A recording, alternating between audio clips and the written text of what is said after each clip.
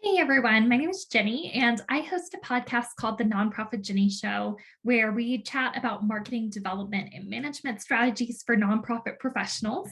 And I have been receiving a lot of questions lately about what it's like to host a podcast and also what it's like to get sponsors for your podcast. So I hosted this meeting, which you're about to see in a recording, for a bunch of people who want to become podcasters or who already are podcasters and are interested in getting sponsorships for their podcast to help pay for production.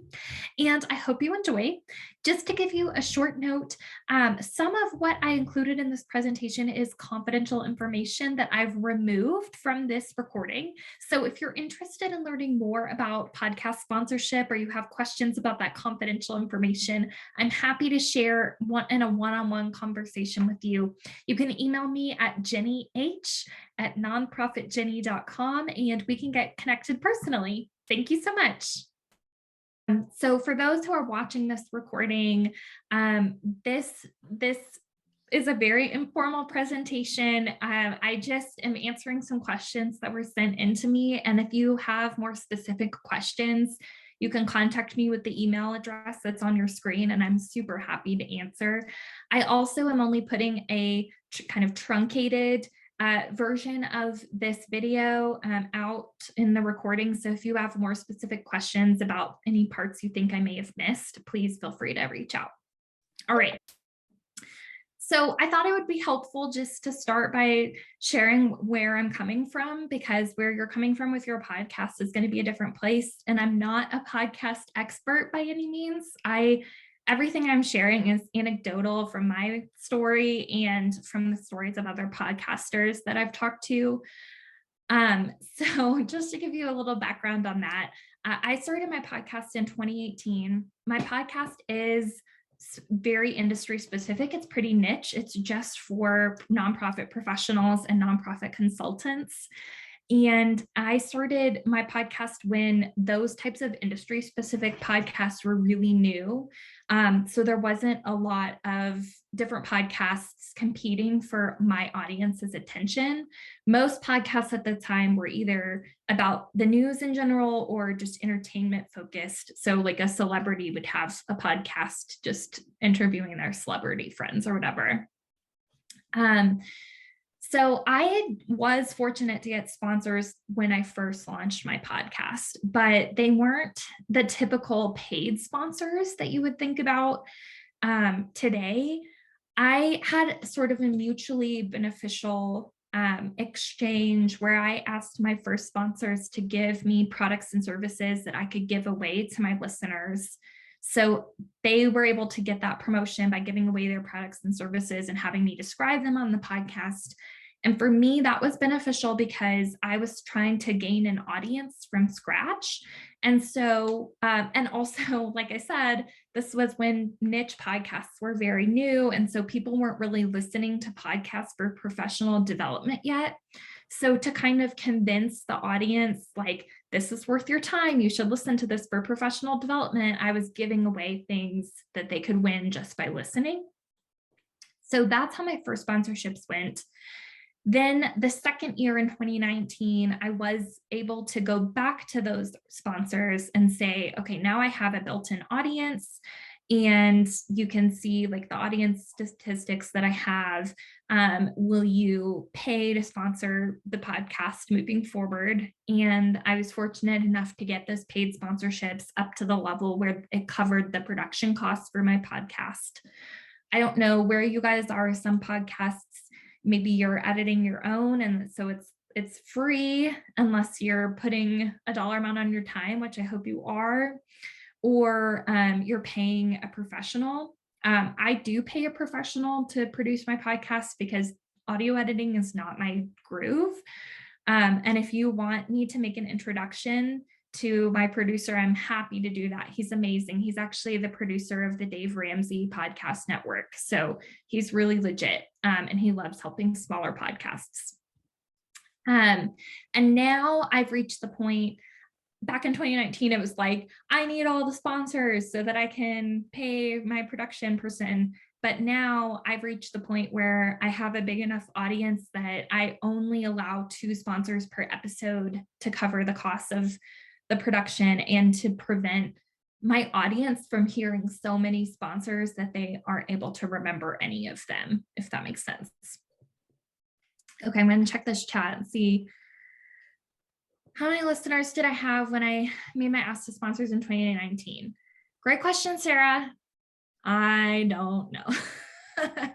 Let me think about that for a second. So one thing that's hard with podcasts is you can't see, unless you pay for a service that tells you more in-depth analysis of your listenership, you can't see unique listeners. You can only see how many downloads or listens you have on each episode. So in theory, I could have like 1,000 listens per month, but then each episode has a completely different listener base. That's not really how my podcast works, but the only reason I know that is because I've conducted listener surveys and listener focus groups. So I would estimate probably like 100 unique listeners in 2019. Yeah. Okay, let's see. All right. So that's kind of my origin story. I am going to admit one more person in here.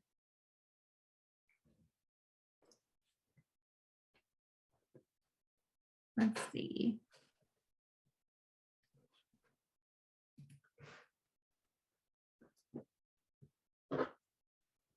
Looks like they're still connecting. All right. So one of the questions I received is about like standard sponsorship costs, pricing, and benefits. And the question was like, are there standard pricing and benefits used by podcasters? And the short answer is no.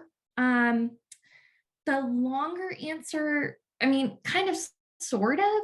So if you've ever been to a radio station and asked to see their sponsorship deck, or if you've ever done an event sponsorship deck for for a nonprofit event, you know that there are standard benefits and pricing for your specific event or for one specific radio station, but it's not like there's standard pricing and benefits that every podcast sponsor is expecting to see across the board for all sponsorships. So for example, standard benefits that you might see for all podcasts might include production of ad spots, or it might not. This was something that Stacy and I were talking about before the presentation began, where Stacy was saying, you know, should we like have it to where the podcast host is reading a script for sponsorship, or should we have sponsors send in an ad spot that's already fully created, or offer both? So a lot of podcasts do offer the option where I, as a host, will read this script and produce the ad spot fully and then drop it into the episode, or you may not allow that. Personally, just from my experience, which is very limited, I like to offer production of ad spots because listeners tend to skip ads that are fully produced, that are not read by the host of the podcast. Just like think about your own listening habits. You probably skip most of the ads that aren't read by the host and that you know that the host uses those products or services. Another kind of might be standard thing that you might offer is copywriting of ads. So that's writing the script for the ad, or at least offering support in writing that script. Personally, for my podcast, I require that sponsors let me write the script that I'm going to read, because otherwise I've had scripts come into me that are super salesy and they don't sound like me, and it's not going to be trustworthy with my audience because my audience knows that I'm only promoting products and services that either I've used or a client has used or that I'm happy with. So I want it to sound trustworthy. But that also comes with having a lot more work, because you are having to be like, you have to be good at copywriting to do that. And it does take time to do that. And then there is another kind of standard benefit. This is another one Stacy and I were talking about, where it's guaranteeing that an ad spot will run at certain times during the episode.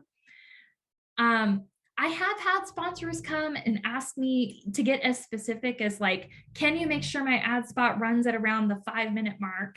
And I say no to that because that's really difficult to guarantee when you don't know exactly what your content's going to be in every episode.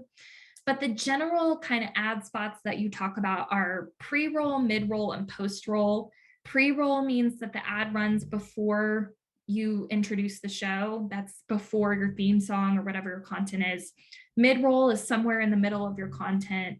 And post-roll is that the ad runs after all your content is over. I only allow mid-roll ads because it's so easy for listeners to skip past pre-roll and post-roll ads. And in my listener studies that I've done with my podcast, everyone skips those ads. So, you want it to be a good relationship with your sponsors so that they come back again. And they're not going to come back if they don't sell any products, and they're not going to sell any products if people don't listen to their ads. Okay, let me look at the chat real quick. Yeah, totally, Chris. Yeah, I've had some really bad scripts come my way where it's just so salesy that it's like, I sound like a robot. So I definitely insist on writing those scripts. Okay, and then in terms of standard pricing, this is tricky. There are websites out there where they say where it's like a calculator where it's like you put in how many listeners you think you have, you put in these statistics about where they live or whatever, and it gives you some sort of number for what you're supposed to price your podcast ads at. And I've used some of those calculators. I've had some of my sponsors use those calculators and tell me how much they think they should be paying. And I mean, I only know my specific podcast, but for my specific podcast, it just seems like crap to me. The price of your ads, just the same way that you have with event sponsorships for your nonprofit, it should depend on how big your audience is, the quality of your podcast. Like, are you editing it or do you have a producer editing it? The theme or subject of your podcast, those all should factor into the price of your podcast ads. And for me, the biggest thing is I need my ads to cover my production costs. So that's another factor that I put in there. And podcasters are generally a pretty friendly group. We're all pretty scrappy. So what I would do is just go to a bunch of different podcasters that are kind of in your niche and ask them how they price their ads and just kind of see where you want to price yours in comparison to the market. I have a lot of people who ask me that, who think that they're hesitant to ask me because they're like, I'm technically your competitor. And I just don't see other podcasts as being competitors with mine, because either you like my podcast and you're going to listen, or you don't like it. And generally people who listen to podcasts are not just listening to one podcast, they're listening to like 10. So there's space for all of us. And I just don't view it as competitive, in a bad way, at least. Okay. I know this is a lot of information, guys. Please keep chatting with me, or you can unmute yourself at any time and cut me off if I'm being boring or if you have more questions. Okay. So also received a question about fit, like what are sponsors looking for? I kind of covered this already a little bit. All sponsors are going to look for something different depending on what they need for their brand. But in general, something I've noticed just from my podcast and for other podcasters that I talk to regularly, it seems like all sponsors want two things. They want a podcast with longevity, and they want a large audience matching their own target audience, obviously, so that they have a lot of people that they can sell their products to. When I talk about longevity, I'm not even necessarily talking about like, have you been doing your podcast for a long time? It's more like sponsors want to know that you are going to consistently produce your podcast episodes for the long haul. Because not all podcasts are like that. Some podcasts, it's like a contained story where there's going to be 4 episodes to tell a story, and then the story's over and the podcast is over. So that's one type of podcast. There are some podcasts that are just hobby podcasts where people are putting out episodes just whenever they have free time, which is what most podcasts in my space are doing. And then there are podcasts like mine where it's like, I'm committed to putting out an episode every single week. The episode will be between 30 to 40 minutes. We will definitely be covering topics related to nonprofit marketing management and development. And typically sponsors want that last category because there's a lot of reasons. I can get into that if anyone's interested, but just know that that's a thing. They're looking for podcasts that are going to have longevity. Okay. A lot of sponsors also want kind of, I call it creative promotional opportunities. So they want more than just ads. They want to be able to, in addition to their ads, also have like an interview. So with my sponsors that buy enough advertisements from me, I'll do a 10-minute interview with them. That's not a salesy interview. It's an educational interview. So for example, I just had one, there's a grant writing platform called Instrumental, and I had their CEO come on the podcast for 10 minutes to help talk about how to research foundations before you write a grant. And so that was educational, but then we also incorporated talk about the Instrumental platform through the interview. So that's really helpful. And all of my sponsors have asked for promotion through my other channels because they're not just trying to reach my podcast audience, they're trying to reach just my nonprofit Jenni audience, which contains a lot more than just podcast listeners. I also have a good email list, I have a good Instagram presence, and so they want me to be promoting them alongside the show through my other channels as well. And then you'll have some sponsors. I've had 2 potential sponsors that I ended up turning away because they wanted just too specific of stuff for me as just an individual podcaster to handle. So they wanted like exclusivity, and I'm not just talking about industry exclusivity, like they wanted to be the only sponsor for my podcast for 10 episodes or whatever. And I just didn't feel that that was beneficial to my audience to only hear about one product. They wanted, like I said, they want their ad to be at the 5-minute mark. And then just more specific stuff that just wasn't, just to be honest, it just wasn't worth my time to be catering to each specific sponsor's needs in that way, because I also have, this is just something I do on the side. I also have an actual business I have to run. Okay. Okay, so obviously sponsors want a good audience to talk to. So someone asked about like, how do you find out information about your audience? So this is just like, how much time do you want to put into this part of your sponsorship deck?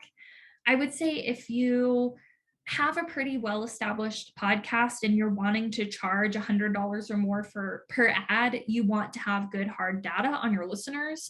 But if you're charging just kind of like $20 or $50, you probably don't need to put a ton of time into learning about your audience, because that's a pretty negligible amount of money for most sponsors to be talking about. Your podcast distributor. So I use something called Liberated Syndication, which is libsyn.com. There are others you can use like Stitcher to distribute your podcast to different apps. That no matter what distributor you use, you'll get some information like where people are located who are listening to your podcast and where they're listening. So like whether it's Apple or Spotify or Google. If you want better data about your listeners, honestly, you have to like just do hard work. So I do listener surveys every few months. I'll say on my podcast, hey, I want to compensate you with a $50 focus group time, or I want to buy you coffee if you fill out this short survey to get information about them. And I later in this presentation am going to show some of my listener statistics to give you an idea of what you can be looking for. But you can also kind of, if you're more in the $20 to $50 per ad range, you can just kind of guesstimate data. So like I know with my podcast, the people who are listening are nonprofit leaders or they're nonprofit consultants, because my information just isn't going to be interesting to other people. Also, when I advertise my podcast on Facebook, for example, I'm using really specific targeting information. So I know, because I've targeted listeners, that my listeners are interested in the Nonprofit Times or the Philanthropy Chronicle. So I can give that kind of information just because I'm paying to advertise to those people through other platforms. Okay. So for sponsorship requests, this again goes back to like sort of like with your charity events, there is sort of a standard format that you can go through. I would recommend just having a one-pager or a very short slide deck that tells about your podcast, what you talk about on your podcast, who your audience members are, and what your advertising opportunities are. And if the company wants more information, they'll just ask you for it. And you can say, I don't know, that's a great question, I'll come back to you, or maybe you have that information. The department at the company that you go to is different depending on the type of podcast that you have. So for example, if you, for me, I'm a for-profit entity creating this podcast for nonprofit leaders. I go to the marketing department of whatever the prospective sponsors company is to ask them for advertising. But if like Stacy has a podcast with her nonprofit, Stacy's probably going to she could go to marketing, but she could also go to the CSR, like corporate social responsibility team. She could go to foundations to get grants, because it's a mission related podcast. Okay.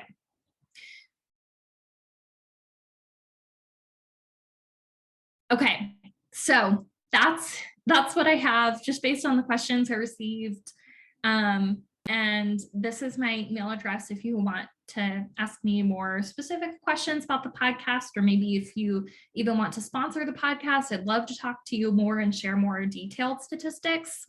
But I'd love to just now open the floor and see what other kind of questions you guys have for me, if anything.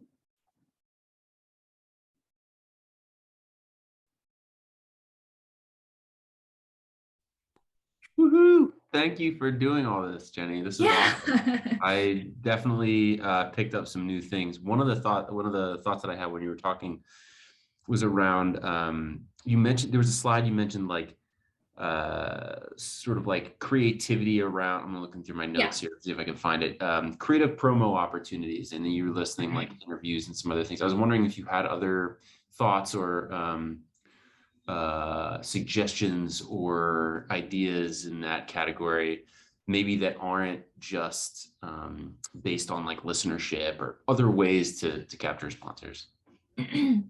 Yeah. So for example, one thing that I know, I don't do this because I just don't have the capacity, but some of my friends who are podcasters, they also turn their podcasts into an Instagram live series.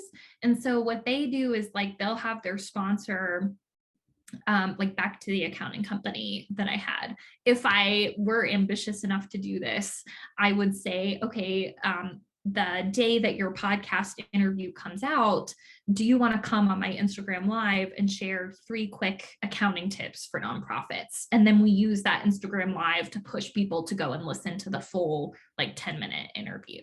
So that's something. I also have just started offering. So on my podcast, I have two different types of quiz shows. One is called Nonprofit Trivia, and it's just trivia about different nonprofit topics. And one is called Who Wants to Be a Nonprofiteer? It's like Who Wants to Be a Millionaire, but for nonprofit professionals. Super fun. You guys should come on and play. And I allow my podcast sponsors to give me prizes to give out for those shows. So one of my podcast sponsors is an author. She actually wrote this book, How to Write a Grant. And so if you play nonprofit trivia, you can win her book. Or another one of my sponsors is a tech company for nonprofits, and he provides a $100 donation that I can give to nonprofits if they play Who Wants to Be a Nonprofiteer. That's cool. And also like giveaways, at least in my experience, giveaways work like nothing else to get emails or attention or get somebody to do something. I'm really glad that you said that. Thank you for sharing. That was awesome. Yeah. But seriously, would love for you guys to come on and play.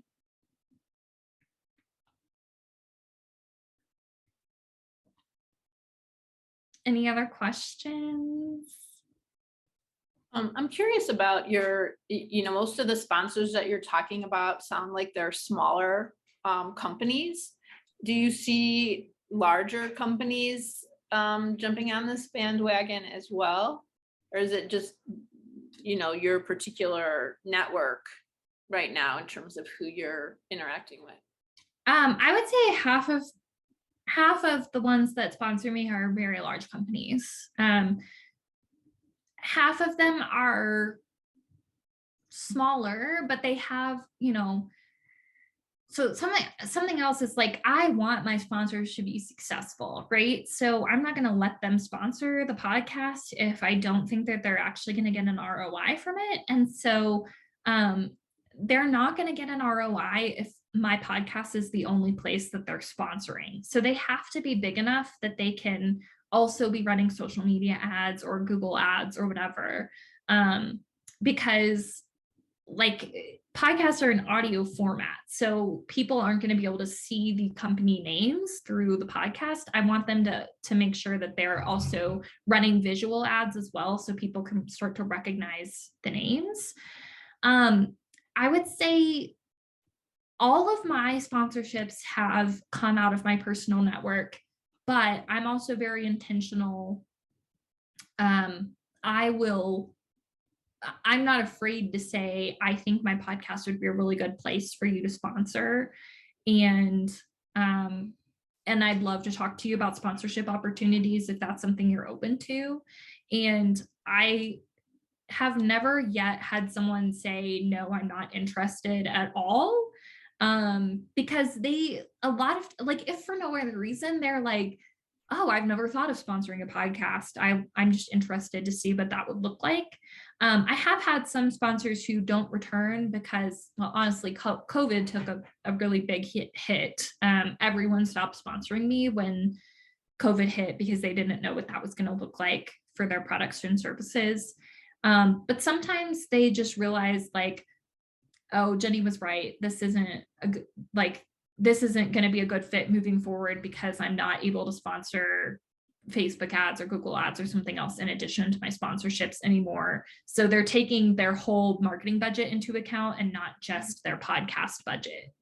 Do they ever you were talking about the Facebook ads or whatever other ads you do when you're doing those ads, are you including some of the sponsors on those ads? Like, are you advertising your sponsors with you? Yes.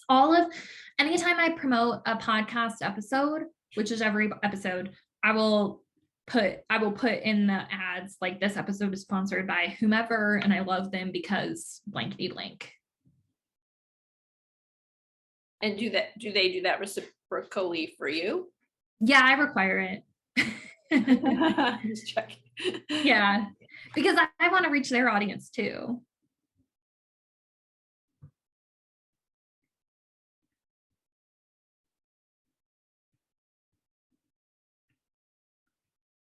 Okay, what do we think? Are we all good? Any more questions? Well, this has been really interesting, I think, because for at least for me, who's not been in the podcast realm, it's really interesting to hear your experience and what you've learned. And thank you so much for sharing that with us. Yeah. And like I said, I really hope to hear from all of you guys. If you have, you're welcome, Kyla. If you have more specific questions, I can even get more into numbers if you want. I just didn't want to put that in this because it can get kind of nitty gritty. But also if you guys start a podcast, I want to listen because I'm a podcast nerd. So, and it just, sorry, have to ask for one thing. If you guys don't mind, one of the ways that I get new listeners is the algorithm bumps me up if I get ratings and reviews on my podcast. So if you guys could search for the Nonprofit Jenni Show on Apple or Spotify and write like a 1 or 2 sentence review. Obviously, I hope you listen before you write the review. Yeah, Sarah. Okay, so what do I require of my sponsors? So it's not a hard requirement. I do want them to have, I want them to have other advertising that they're doing to make sure that it's going to be beneficial. Something I told Stacey before the presentation is I don't let sponsors sponsor me if they're not going to buy at least 4 podcast placements at a time. The reason is that if someone hears your ad one time, that's usually not going to prompt them to look you up. They need to hear your ad a few times before they're like, oh, shoot, I've heard her mention this sponsor. I've heard her mention Sarah Rimmel several times. So now I should go and look Sarah up. Especially if you have a service like Kyla's, for example.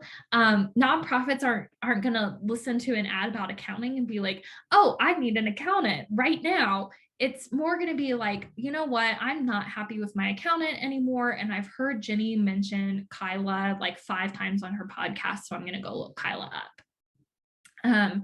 So that's something I require. I require that they share the podcast episodes where their ads are mentioned. And so I'll email them the day that their ad is mentioned and ask them to share it on their social media platforms. And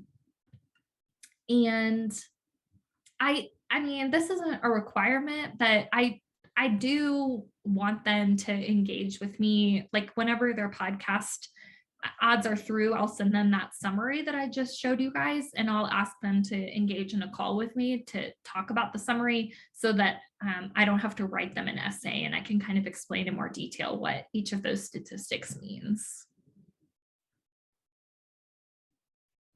I have another question. So Sure. do you have your own podcast studio or do you go somewhere? You are looking at it. There are, like, if you want really good, if you're doing a storytelling podcast, you want like really good sound. And so you can buy like a little podcast booth that's just like covering the top half of your body. But mine is not a story podcast. It's just professional development. So my listeners don't really care as much about the sound quality. The libraries, there's actually some podcasting studios going into some libraries that you can go and check. You don't check them out. You reserve time, I guess. Yeah. For me, because I do an interview-based podcast, it doesn't make a ton of sense for me to care about my audio quality because I interview someone different every week and they aren't all going to be able to have great quality. So for me, it doesn't really matter.